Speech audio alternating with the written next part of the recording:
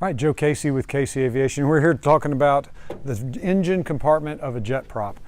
We've got the cowling off of this very nice JetPROP. This happens to be a -21 version, but there's -34 and -35 that are so similar to this, it's not even worthy of mentioning the differences between the two insofar as engine compartment pre-flights and things of this nature.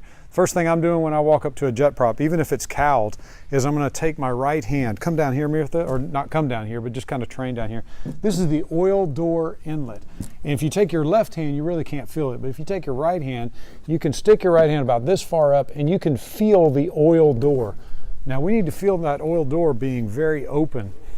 We want it to be open. The problem that can occur is if the oil door gets closed in flight, then the oil temperature of this engine is going to skyrocket, and it can flat out get so hot that you'd have to be on the ground, you'd have to land. You would exceed the oil temperature limits for sure. So we want that oil door to be open at all times.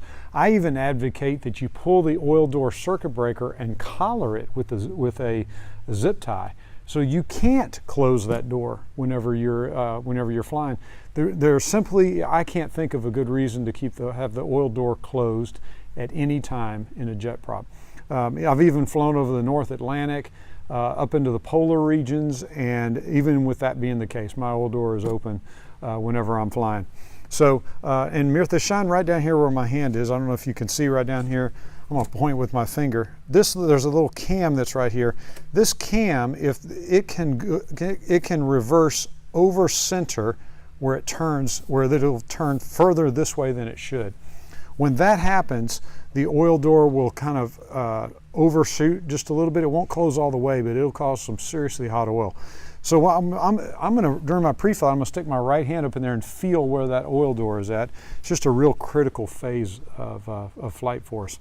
So other things I'm looking at as I do either a pre-flight or if the cowling's ever off, I want to look at these type of things. This device that's right here is is for the igniters. This is the igniter box, is what most people would call it. And I have one wire going in and I have two wires going out. And the two wires come up here to the very front of the airplane. Come over here, walk up to the front here, Mirtha. See if you can show where my pointer is here. That is the igniter, and that you have two igniters. Those igniters are the things that are activated by the ignition switch in the cockpit, and they'll go whenever you're up there. And this provides the spark that for the engine start. So we want to make sure those igniters are on and working. Incidentally, if that igniter box were to go out, were to not work, you will not start that airplane at all. But if one igniter were to go out, the other igniter would be able to work. I know a lot of guys that will take an igniter, they'll buy an extra igniter, put it in a Ziploc baggie, especially in a JetPROP, throw it in the baggage compartment as one of the things that they'll carry with them whenever they go. And that way, if they happen to lose an igniter, they'll never know it. If they happen to lose the second igniter, they're stuck on the ground and can't get it started. But if you have that extra igniter laying around, you can plug it inside there, and while you're on an outstation, and you might not get stuck.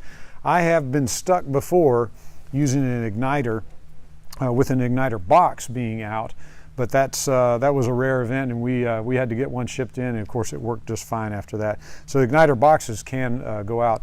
I will tell you another thing, that the igniter boxes tend to die a fairly quick death, but if the igniter box goes out, you can take your screwdriver and tap on it, and sometimes you can get one or two more starts on that thing. So it has occurred. I've even had that because all you're looking for at that point is get the airplane started.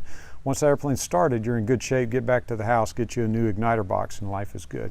So this is our PT6 engine, and this is the shroud that goes over the inlet of the engine. So the air's coming into the inlet and going up into this area. You really can't do any pre-flighting of this portion of it once it's covered up.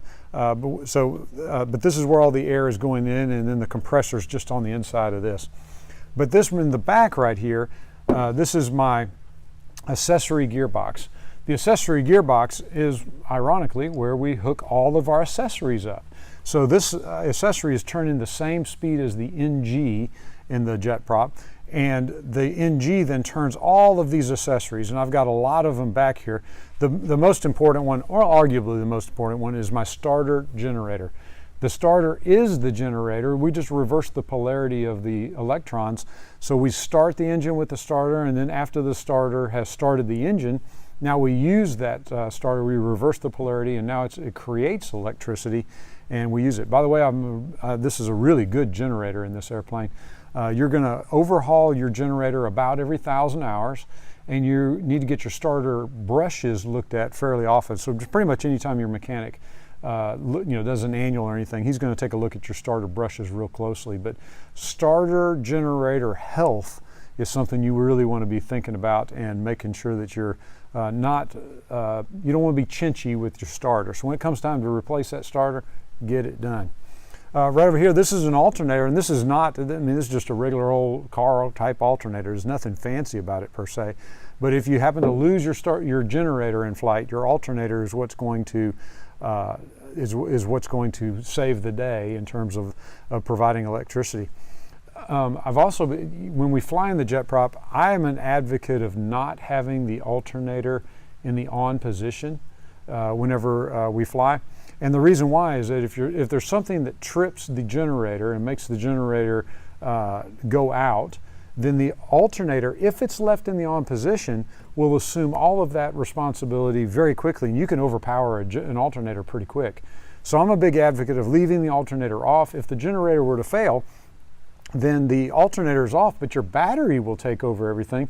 You'll know it, but now what you can do is start shedding some equipment, shedding some stuff in flight, getting that amp draw down, now bringing your alternator back on. Now you're not overloading your alternator, and now you can resume flight or get back into a position where you're good and safe.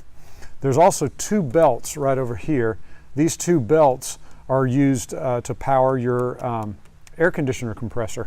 Now, the air conditioner compressor has a long history of if the air conditioner compressor were to seize, these two belts are going to burn up pretty stinking fast.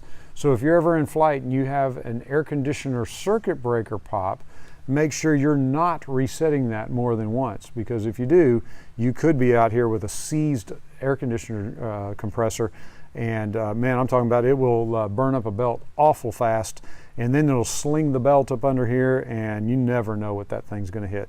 It can be a big, old, gigantic mess.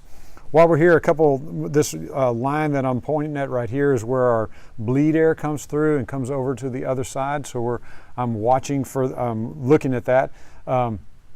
Let's see what else we have that's interesting to talk about. Up here in the front, you can come up here to the